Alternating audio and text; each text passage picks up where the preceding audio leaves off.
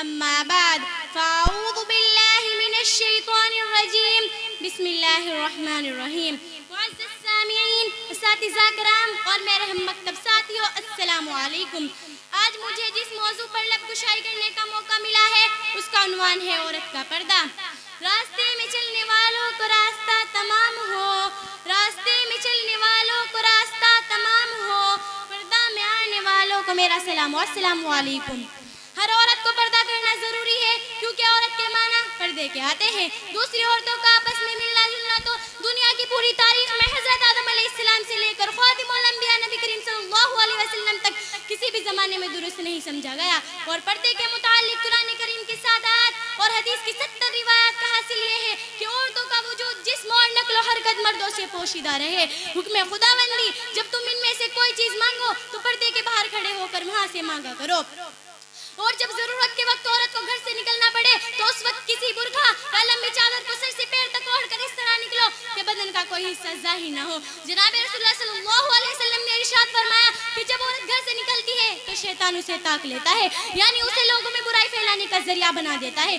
میری ماں اور بہنوں، 2 دن کی زندگی کے لیے اپنی آخرت کو خراب مت کرو، ورنہ تمہیں افسوس کرنا پڑے گا اور افسوس کرنے کا کوئی فائدہ نہیں ہوگا. اسی طرح شرم و حیا کا تقاضا بھی یہی ہے کہ عورت کو پردے میں رکھا جائے. یہ بھی انسانی طبیعت کا حکم ہے. نہ آنا منع ہے، نہ جانا منع ہے، نہ آنا منع ہے، نہ جانا منع ہے، یوں ہی چپکے سے پردہ اٹھانا منع ہے. معزز سامعین، جو شرعی حکم کے علاوہ عورت کو پوشیدہ رکھتے ہیں، پردے کے ضروری ہونے کا تقاضا کرتے ہیں، بلکہ جو خطرہ نوٹ کو دکھانے میں ہے اس سے زیادہ خطرہ عورت کو بے پردہ رکھنے میں ہے.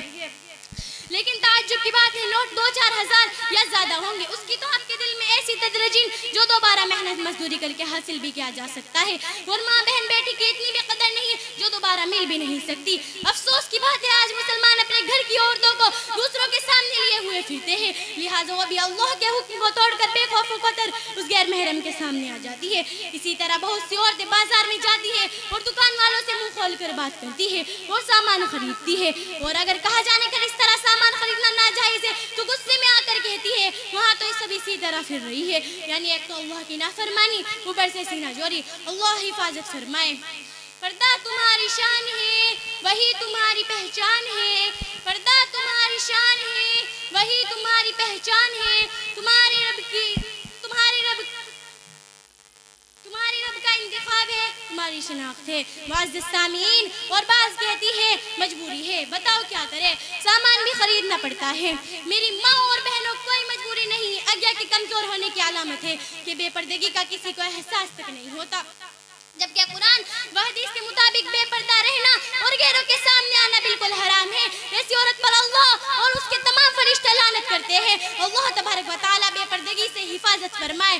آمین. محبت مسکراتی ہے، مسرت ناز کرتی ہے، محبت مسکراتی ہے، مسرت ناز کرتی ہے، میرے پردہ کے پھولوں سے وفا کی بو نکلتی ہے. وآخر الدعوانا الحمدللہ رب العالمین.